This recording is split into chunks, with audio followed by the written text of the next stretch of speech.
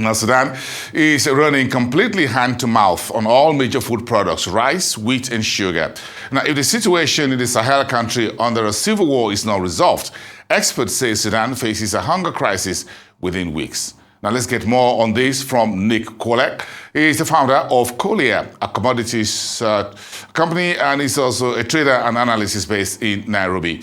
Great having you on the show tonight. Sir, thanks for making the time on a Rice Exchange.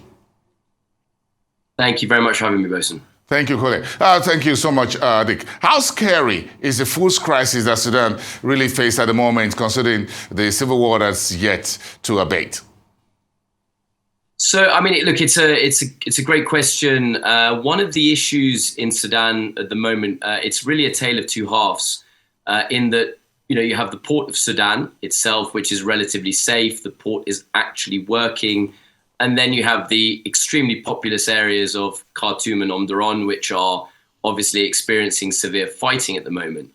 And the issue with that is that even though the port is working, taking food up into the Khartoum area is extremely challenging. There has been looting, both from warehouses and on truck, and this is both private and the aid sector as well. And you've got absolutely surging food prices. Sugar prices are up over 100%, rice prices up 80%, wheat prices up nearly 100% as well. So, the poorest are being hit really, really hard in the pocket. The problem is very, very real today. Well, what is the situation on the ground as far as local food production is concerned? What is Sudan able to produce to feed its population, even within the specter of war within the country that we see at the moment? Nick? So, yeah, again, Bosun, it's a good one. One of the main issues, again, and I go back to this tale of two halves between Port Sudan and Khartoum.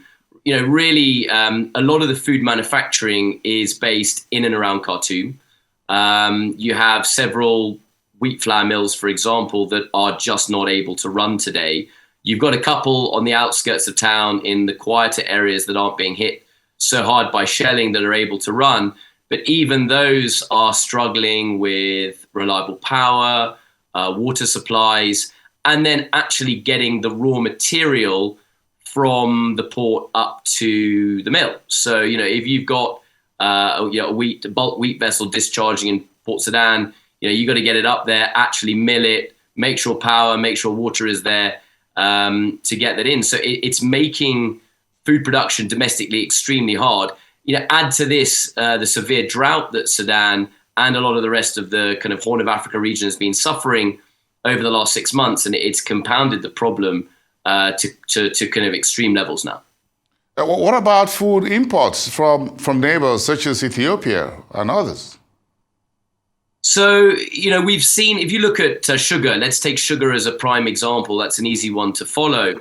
We've seen one sugar vessel manage to discharge half of its cargo after sitting outside the port for a month. It then sat inside the port for another 3 weeks, finally managed to discharge its cargo.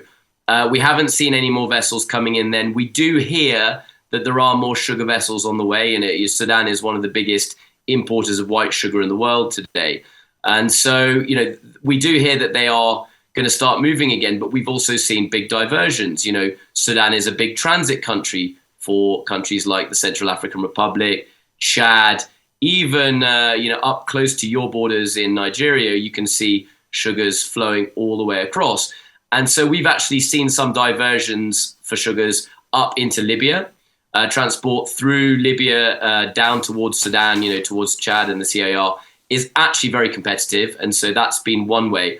And we've also seen that quite a considerable amount of foodstuff, sugar, rice, and wheat flour products have actually been flowing up through the Tigray region, which obviously is a fairly unstable region of Ethiopia at the moment itself, given the instabilities happening there. And actually, food is flowing across into the southern parts of Sudan.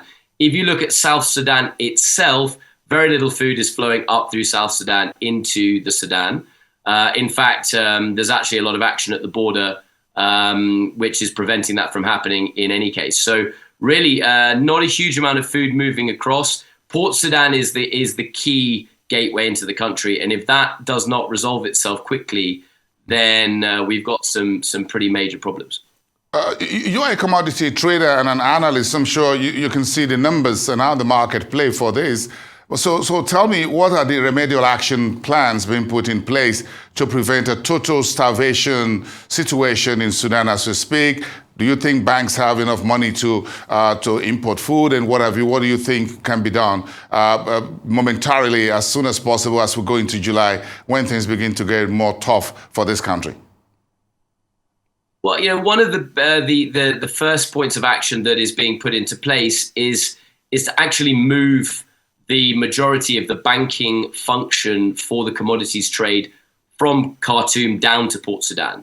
I mean, essentially, it's quite an old school system in that cargo was sold in the port, physical cash transported by car or truck up to Khartoum, then banked into the informal or formal, however you want to look at it, Hawala system, and then moved out from there, often through the Middle East and out to the trading companies, in Europe and North America, wherever it may be, that the supply is coming from there. So, really that is one piece of remedial action that's taking place. Move the banking to the safest part of the country, Port Sudan. This is beginning to happen, but it's happening very slowly. Payments for traders are taking quite a long time. They're slowly coming through. Prices are very high, so traders are trading. Traders will take risks. They're making money. They'll do what they do best and try and fill those gaps. So, that is another action that's being taken, but it's very, very slow at the moment. Another large problem that is being well noted is that there is now a shortage of warehousing, because warehousing in Khartoum, warehousing in Omdurman is too dangerous. You've got to warehouse everything in Port Sudan. And so maybe some emergency warehousing needs to be put up. That would also help to bring in more food to distribute. And, the aid agencies are really struggling to distribute food up into the main parts of the city. So safe corridors need to be put in place to get food up to the neediest in the very populous areas. That is the main issue. It is the Khartoum Omdurman area that is really suffering at the moment. Port Sudan is fairly straightforward right now. All right, well, thank you for sharing your insights into this very important but sad development in the Sahel, the continent. Thank you for your thoughts and your insight. Thank you so much, Nick Kwolek, commodities trader, analyst, and founder of Kwolek in Nairobi. Thank you so much from those situations there.